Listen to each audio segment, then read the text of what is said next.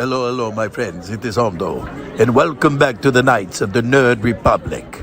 You know what to do, and stay profitable.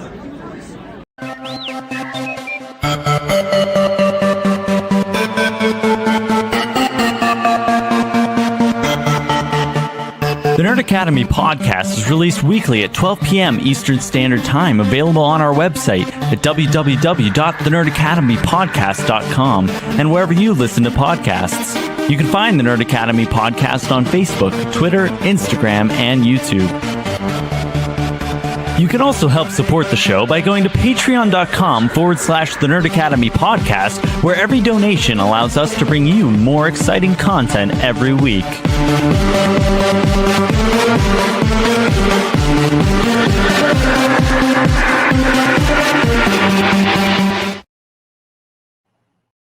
Hello there. Welcome back to the Nerd Academy Podcast Live. This is Knights of the Nerd Republic with day 2 of our Star Wars Celebration 2025 coverage. Everybody, let me know if you can hear me. I was using Bill's earbuds again, and I don't like how they fit in my head. I had to take them out. So let me know if I'm coming through okay. I know there's some echo in the room. So that notwithstanding, let me know if y'all can hear me just fine. Hello there, Bloom. Off to a little bit of a late start this morning. Also, as you can see, it is just me. Bill had some stuff to do this morning, but was not able to join us. So you're going to be getting me solo, which is something I typically avoid doing just because I think I sound better talking to another person and not just talking into the void. Not that you all are the void. Hello, Spino Rex as well. Day 2 of Star Wars Celebration. If day 1 was kind of defined by a lot of movie news, we had like updates around Mando and Grogu, and obviously the big announcement of Star Wars Starfighter.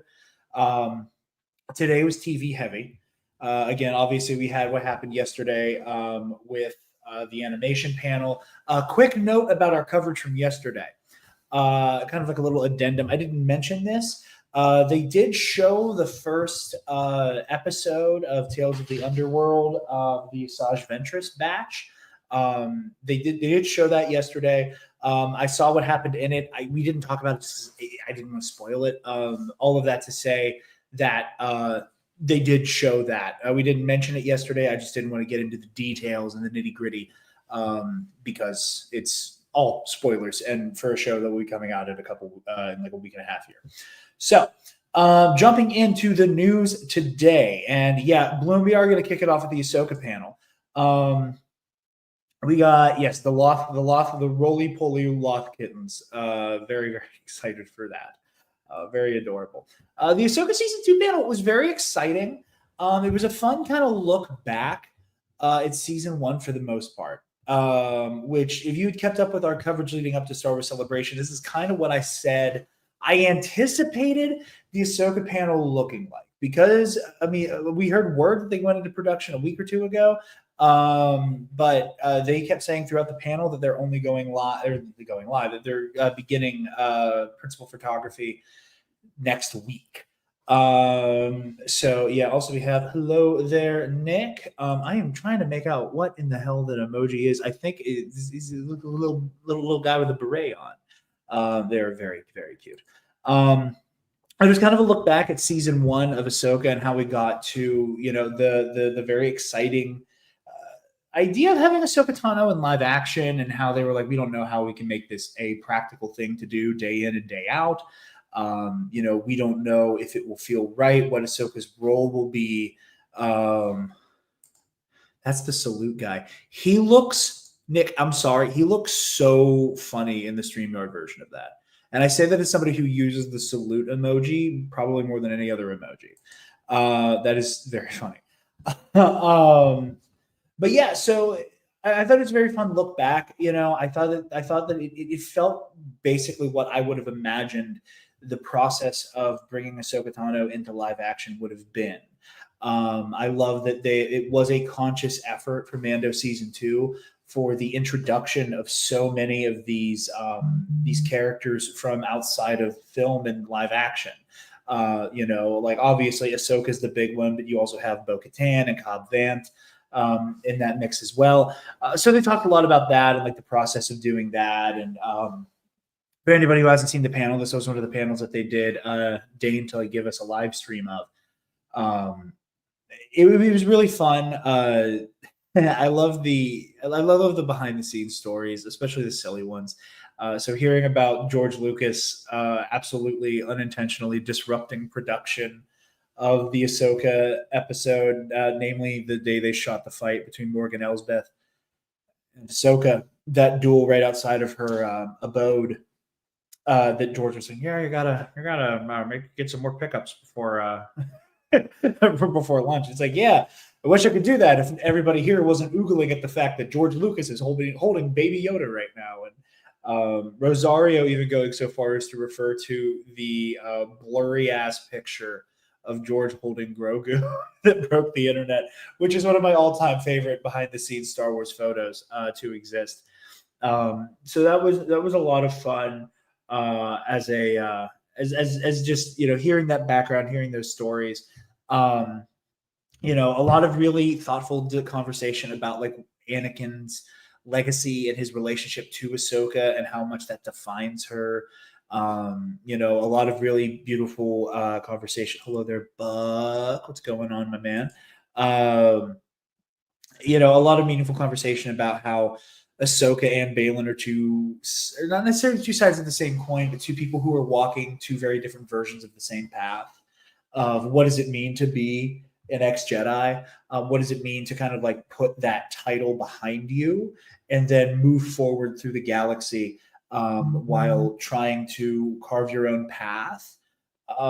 You know, where Balin has very clearly fallen to the dark side. And as we've talked a lot about on KNR, that I think the most important thing about Balin as a character, hold on, Eli. Balin as a character is, you know, he's defined by this might mix right mentality. And I think it's really refreshing to see Ahsoka be so, you know, that phrase of like be water, you know, where Ahsoka is learning to just kind of like live and let things happen as they happen and grapple with them in the moment, but learn to move on. That, you know, you compare that to Balin, who is very much trying to just dominate power and be a vehicle of power to affect change in the galaxy. Jared loves any part of a panel where they don't say the line. I do. I will say I am happy that for the panels I've seen, for the interviews I've seen, the hey, let's cart out an actor here to just say a line that they said in their show or movie has not been happening. It's mostly been the hosts who like, and again, no shade to Kristen Baver, Anthony Carboni. I think they're doing a wonderful job. I think it's just the reality of like the way that Star Wars PR has existed for the last couple years. It's kind of in this like very not self-serious way. And that's not necessarily a bad thing. It's not for me. I find it incredibly annoying sometimes with a lot of the, you know, so true slay bestie, and it's like a picture of Thrawn committing a heinous war crime. That stuff kind of gets under my skin. But yeah, there has been a lot of that this celebration for what I've seen. I'm very happy about that. But yeah, so like I said, we got a good look at like the Anakin stuff. They did confirm that Hayden Christensen will be back. Now, in what capacity is interesting? Bill, if you're watching, I promise I didn't break your chair. In what capacity I'm interested in? I would be surprised if we go back into the World Between Worlds. I think that would be a very interesting and you know, it's going to be a hell of a sell of a choice if we go back into the World Between Worlds. You know, a lot of people have talked about flashbacks.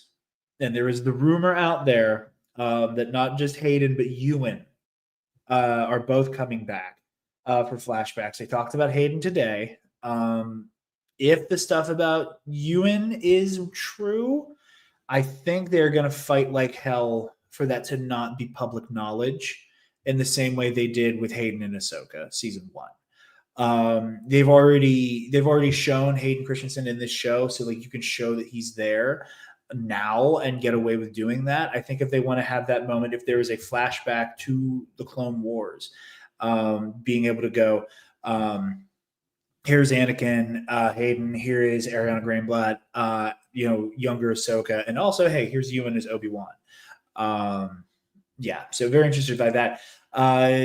He's trying to make things right, which always begs the question, who are you to decide what is right? And I agree with that completely. Again, I think there's a lot of conversation to be had about stories where those who are able to touch the Force kind of are given like carte blanche to do whatever the fuck they want. We have several options to see him. Yes, Buck, Force Ghost, Force Vision, holograms, War Between Worlds, and flashbacks. There is so much. There is so many ways that you can bring them in there. That I'm very excited by. And yeah, I am hoping for flashback because I do want to see more of the war in live action. In particular, like I would be over the moon to see live action Ewan McGregor in that Clone Wars armor. For thumbnail making purposes for me, because I'm selfish and myopic in that way. I would like that. But also just getting to see Ewan in that outfit would be incredible. And Ewan's been talking about wanting to wear that outfit, and the conspiracy part of my brain goes, yeah, he's setting it up so that people are excited to see it. It's everyone's favorite Star Wars creature. I do, again, agreed on the Clone Wars flashbacks. What's my favorite Star Wars creature? I don't know if I have an answer to that question off the top of my head. And then, yeah, Ewan, Hayden, Ariana, plus Tem as Rex. It'd be incredible, and another funny thing that John and Dave touched on with this panel that I was interested by was that, I see a lot of people use this term, this phrase, referring to, what John and Dave do with Star Wars is like just two grown men playing with their action figures, which I think it's almost always used in a very, denigrating way that's kind of meant to be emasculating and kind of infantilizing, which kind of comes back to like my frustrations with how Andor is talked about, which is its own thing, and we'll get to the Andor panel in a moment. I kind of love that John and Dave were like, yeah, man, we fucking love playing with our toys. And Ahsoka's Dave's toy, and all the Mandos or John's toy, and something, and Dave gets to hoard all the lightsabers, and I thought that was very, very, very funny. Yes, you said exactly what I'm getting to, Eli. They reclaimed the action figure shit, which I fucking love. I think on some level that should be a part of it, and I don't think that makes it any less compelling storytelling. I don't think that makes it any less intellectual. I think that, on some level, it's like, hey, wouldn't this be cool? We have the ability to do this. I think there should be room for, hey, wouldn't this shit be cool? And that makes me very happy. My new favorite creature is Tazzy Sloth, the Temple Guardian from season 2 of Young Jedi Adventures. Interesting. I don't know if I had to pick one. I think like just this is my knee jerk with zero time to think about this at all. And if we're talking creatures, like not sentient beings, like not a humanoid, because at that point, because like species wise, I love me a Keldor. I love me an Itachi, Plo Koon and Saisi Tin, respectively. And also I love my Syrians, Kai Mundi. But if I had to pick one, like creature, then I'm gonna go to the Nameless. And that might have everything to do with the fact that like I just saw Sinners yesterday, so like part of my brain is in like a horror mood, and the Nameless are so freaky, and they are like basically like a Star Wars like horror cryptid monster, and less of like a fun like Tauntaun or Lothcat, but maybe that's just me. John gets to play around with Star Wars set pieces as much as he wants. There we go. Why wouldn't he? I agree completely. I don't think it should. I don't think it should be disqualifying. And again, I don't think that, as I've said a billion times, I think just because Andor is the most explicit in its themes and in its topics should mean that it is therefore the only one that is trafficking in complex, serious adult themes. I think The Mandalorian very much does in its own way. But we got the official, from the horse's mouth, confirmation of Rory McCann playing Balin Skull, taking up the role from the late great Ray Stevenson, which I was very you're like, what the fuck is that? Suma Varnamoth? Is that a question I missed in an EC match? I don't know. So we got Rory McCann confirmed as Balin Skull. I actually sit tight. I will throw that image on the screen here in a moment. If everybody wants to sit tight. I will say before I throw it in there, my continued beef with Lucasfilm over refusing to let that lightsaber be fucking orange continues. Here, one moment. Cool. All right. So, I just emailed myself the picture because I forgot to earlier. Maybe Balin bleeds the lightsaber this season. Who's to say? But I am continually annoyed. Who's that image? 7534. That it's just not orange. I thought it was so cool when they were like, yeah, look at these Dark Jedi with these orange lightsabers, and this is not orange. But Rory looks great. Cannot find it. Okay, I can't find it, and I don't want to rummage through Bill's computer. I thought it would come right up anyway. But yeah, here what we have. Let me do a quick screen share.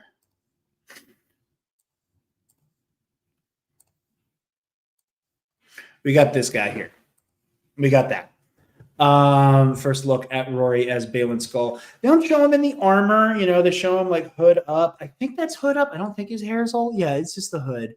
I think he looks great. I would like to see him without the cloak on, just because I want to see that full suit of armor. I think the suit of armor looks great. But yeah.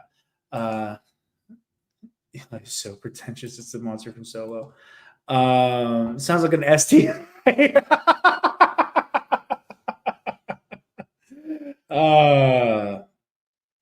So I like Rory's look more than Ray.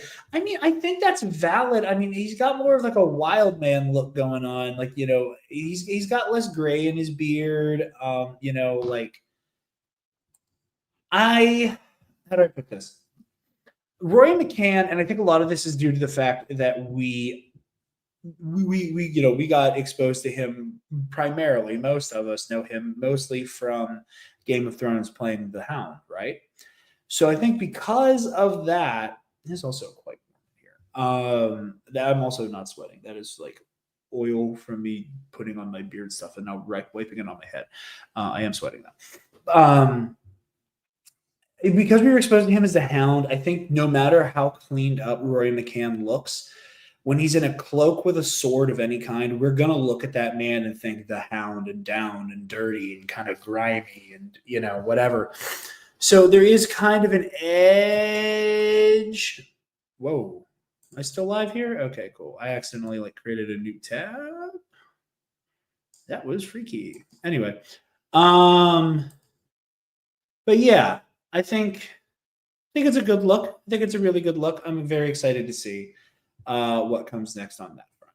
But yeah, and then we also got the fun thing that Admiral Akbar will be appearing in Ahsoka Season 2, and he will be going head-to-head with one Grand Admiral Thrawn. So very excited for that. I edged to a new tab. Freaky. Yes. Freaky ass nerds need to stay the ass inside, as a wise man once said, Eric. So, yeah, so we're getting Akbar and Thrawn. I think it's really interesting that Dave is kind of slowly but surely kind of pulling the curtain back on going, yeah, I am low-key adapting Heir to the He kept calling attention to it. He kept talking about this like Thrawn Akbar rivalry. And I think he is adapting Heir to the Empire in the same way that the MCU adapts Marvel Comics storylines, where they will take big ideas and concepts and events and kind of remix them to suit their own purposes. Like Civil War. Captain America Civil War and the Marvel Comics Civil War are two very different things. At their core, they are conflicts between Iron Man and Captain America over the registration of the superhuman community and the government's ability to infringe or endorse their involvement in global affairs. That describes both the comic and the movie. What sets them apart is the role Spider-Man plays. Starts on Team Iron Man, reveals his identity after being Spider-Man for a decade, and then turns on Tony and defects to Team Cap and all the people who die. And, the event ends in Captain America being assassinated. And so, but you look at the MCU version, it's the Avengers breakup. And Spider-Man is brought into the fold of the Avengers, right? And that's kind of where all of that is pulled from. And it has like to steal a term from Force Center, kind of has like an emotional thematic canon without the events being exact. I think that is what Dave is doing with Heir to the Empire. And I think he's more and more hinting towards that being his objective, that we are going to have the resurgence of Thrawn, weird shit going on with our Force users, and and a lot of like a Machiavellian military strategy, and everybody trying to out Sherlock and Moriarty each other the whole time.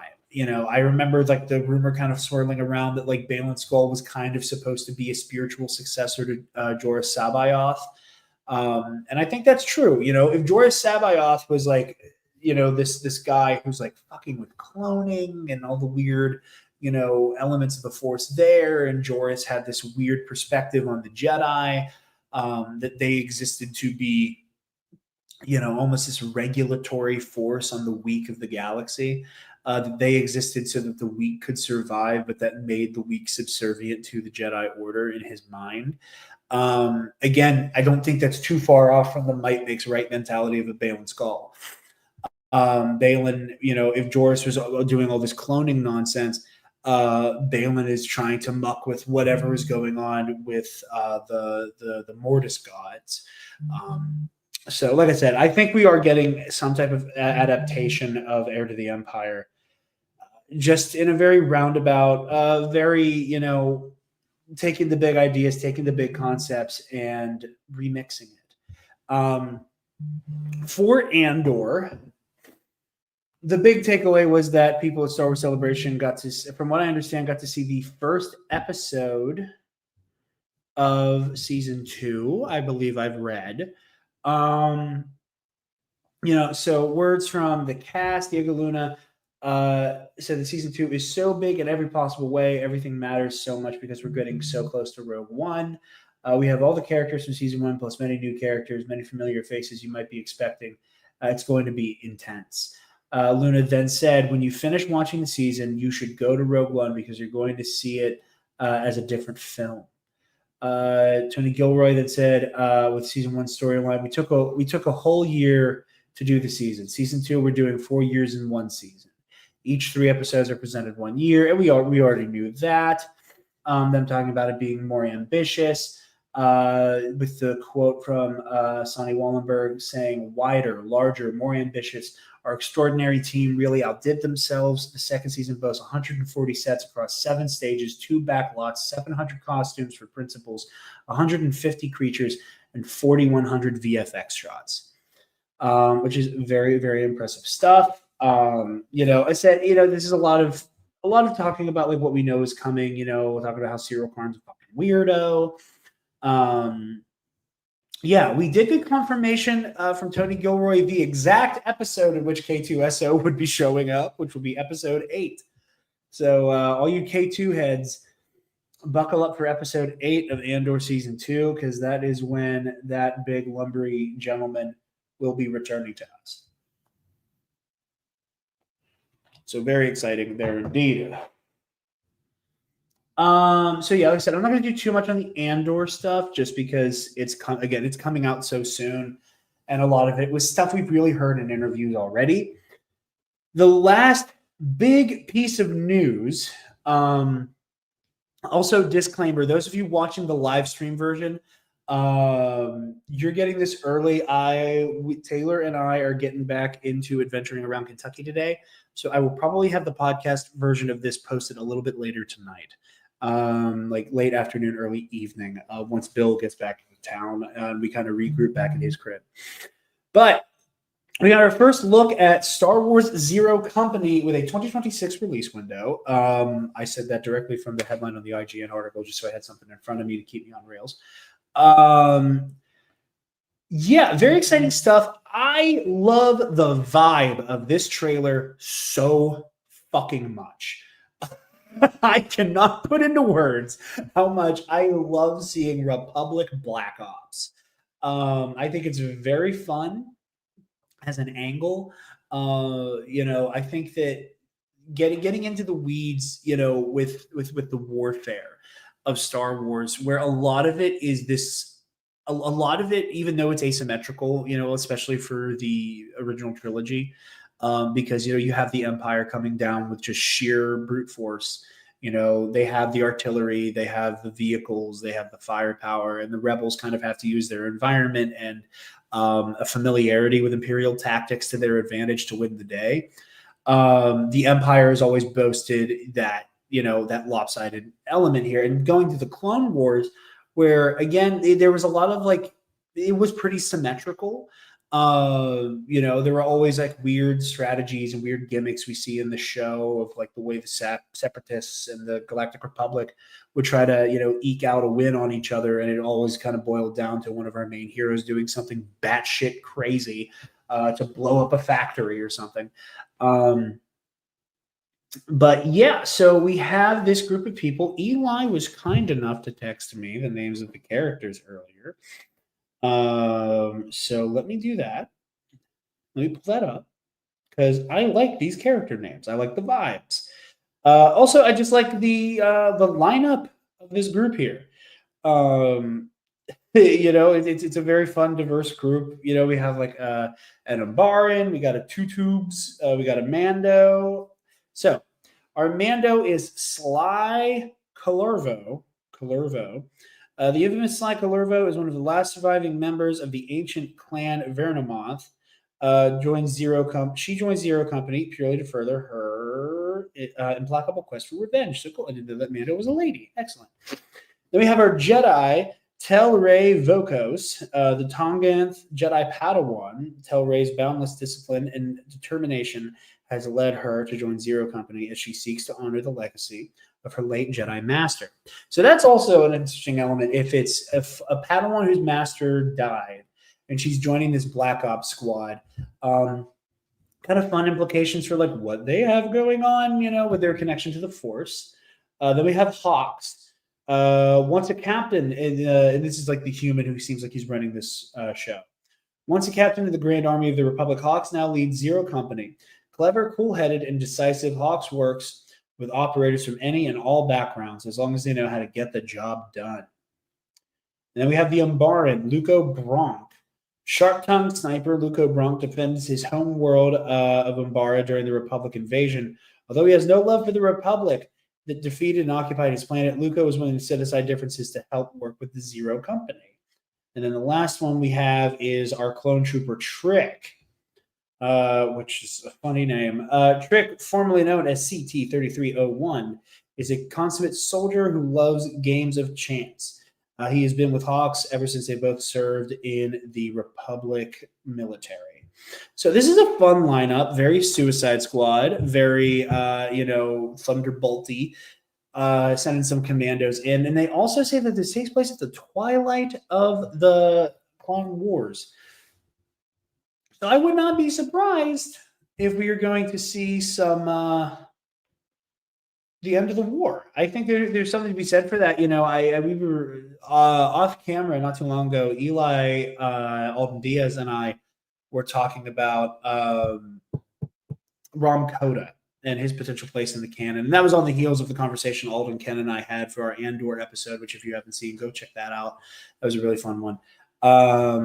We were talking about like Ram Koda and his like kind of his very specific flavor of being kind of as obsequious and kind of enigmatic as Luthen Rail, while also being kind of doing a lot of like radical attacks against the Empire, but not quite as bad as Saw Gerrera, and that Ram Koda might be the actual middle point between Saw and Luthen.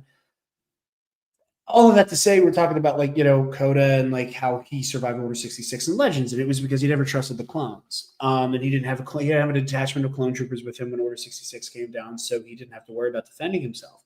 This squad has exactly one Jedi and one clone, a clone who has a strong relationship with the leader of this group, who is a former member of Republic chain of command. So I wonder what the relationship between those three would be if Order 66 comes down. I know there was one image that we saw. I don't know if it was leaked or if it was a presser or whatever, where we saw the Zero Company. I think it was the perspective of the Mandalorian, like deciding like what she wanted to do on her turn. I think she was aiming at a stormtrooper. So we may get into the dark times here. Zona during the Zero Company panel. I didn't catch the Zero Company panel. I was like reading up on what happened personally and rewatched the trailer this morning. I saw the trailer on Instagram, and then like I was so out of it and tired that I was like, I'm only getting like a quarter of the screen for this, and then watched it on the TV later. I will say, as like a little self-report, my preparation for this episode is not as thorough as it was yesterday. Once Bill hit the road last night, Taylor and I ordered pizza, and it made me very sick. So I was kind of out of it. And then Black Ops clone trooper named Trick is incredible. Dude, I love it. That is such a funny name for a clone. Trick might be one of the most underrated insults you can call somebody as well. There are a few things that hit as hard as a trick, please, in my opinion. But that's just me. Don't cancel me. But yeah, no, Zero Company looks really cool. This is the kind of game I absolutely would have passed on a year ago. But after spending so much time playing Baldur's Gate recently, the existence of turn-based combat has been fully demystified for me, and it's not something that I'm kind of spooked by anymore. So I'm absolutely going to be here day one for this. I like the characters a lot. I love the vibe of a Republic, Black Ops A-Team style squad. Especially because it feels so disparate. Like you have a Jedi Knight, or technically a Padawan still. You have Padawan who is dedicated to the Republic by default because they're a Jedi. You have this former Republic, officer. You have a clone trooper. So like those three have like varying degrees of dedication to the Republic as a cause. And then you have this Mandalorian who's out for blood. And then you have this Umbaran who he was kind of like this weird odd man out who it's like, yeah, I guess you're here because like the credits are good, but at the end of the day, these guys took Umbara, and not that it wasn't a hard won battle to get it, but yeah, very, very curious about Zero Company. I'm very excited for this one. It looks really cool, and the gameplay looks a lot of fun. And I'm very excited to see where the story takes us because it is going to be single player. This is going to be a single player game, no online stuff. So time will tell. I hope we get to customize the characters at least a little bit, and I'm curious to see if there's characters who get added. I'm curious to see if there's going to be like, this is the base team you go in with, and then as the game goes on, you'll recruit more people to your cause. And Buck said, I'll try any Star Wars game. I'm not a very good gamer, so I stick to things like the Jedi games or Lego or Assassin's Creed. Same. That's very much the case for me. I will have phases where I want to play, shooters, ranging from like Fortnite to like COD a little bit here and there. But I did the same thing. I was like fighting games, Assassin's Creed, anything with Star Wars slapped on it. And even then there were some games I shy away from, like, the Rogue Squadron games and TIE Fighter and KOTOR, because our MMORPGs freaked me out. So with that element being something that's been demystified for me lately because I wanted to experience Baldur's Gate so badly, I'm down for this one. And it's kind of opening up my my horizons here. They did say you customize the leader guy, change the voice, make him a black woman, etc. That is awesome. I am sure that the last part of that will not elicit any weird fucking reactions out of anybody on the internet. There is a character customizer. Let me turn Trick into Alpha 17. That would be awesome. Yeah, absolutely. Like I said, let me make the Jedi and Itachi instead of a two tubes. But that is all I'm going to have for you guys today for our recap stream. They also did announce another Star Wars Rebuild the Galaxy.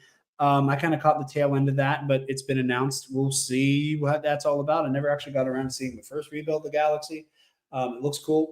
But yeah, tomorrow, I don't think there's a whole lot on the docket getting into this final day of celebration. Let me get back to my Google Drive here, because I have everything written down for what is happening. And I want to like refresh, because I know obviously closing ceremony. I want to say the closing ceremony and visions tomorrow are the big ones. Let me pick this up. I think mostly tomorrow is going to be visions and closing ceremony, where we will find out where the next celebration will be. I am pulling for Orlando or Anaheim very, very much, and hoping that's where that goes. But Star Celebration schedule, here we go. The Rebuild Galaxy is just memes is the best way to put it in a good way. I mean, yeah, I was like, what's going on? Like, I caught it, and it's like Kristen Baver being like, who would win in a fight? Like, Ahsoka or Darth Jar Jar? And Ahsoka's a giant Lego person. And yeah, cool. Whatever. Yeah, so visions and closing ceremony are going to be the big ones, and it's a shorter day as well. So tomorrow, expect from Bill and I mostly kind of talking about what comes out of those, likely with the vision stuff, and just kind of recapping celebration as a whole so far. Thank you guys for joining us. Thank you for joining me today. Appreciate everybody showing up, hanging out, talking Star Wars Celebration for a little bit, doing a quick little recap. May the force be with us all indeed. Like I said, really hoping for a domestic one, really hoping it's near a park. I want to get my full Disney mark on and go to Star Wars Celebration and go to Star Wars Night, Mosh Isley, and all the shit. Also, yesterday's episode began with a shout out to Scotty J. Rowe for his panel. I want to give another shout out to Scotty J. Rowe, because all weekend so far, I've had two people, my head's covered up by the little banner thing there. I've had two people on the hunt for me to try to pick up some of the convention exclusive Roosevelts from Celebration. One was Armin from Comic Book Cast, the other one was Scotty. And Scotty shot me a message last night towards the end of the convention yesterday. He was like, "Hey man, there's only a few hours left, and this line's fucking long, and I'm not going to be able to get these for you on Sunday." And I was like, "Hey man, what happens, happens. It's okay." And he took a ticket, and they said, "Come back at this time." And he was like, "Okay." And I set an alarm. To wake up at, I think it was 4:45 in the morning, so that I would be awake for him to be like, "This is what they have left. What do you want?" And I woke up before the alarm. I woke up like 30 minutes before the alarm to realize that Scotty had texted me at 2:30 in the morning. Somehow got what he needed out of the play. I don't know how he did it, but it was a picture of Scotty holding the two shirts that I wanted in the bag still. So thanks to Scotty J. Rowe, I got my Star Wars Celebration Roosevelts. And not only did I pay him for doing that, I also, I think, bought him another retro game while he was at the convention. I was like, "Dude, what do you want to buy for you?" So yeah, I hope they either have it in Florida or Chicago.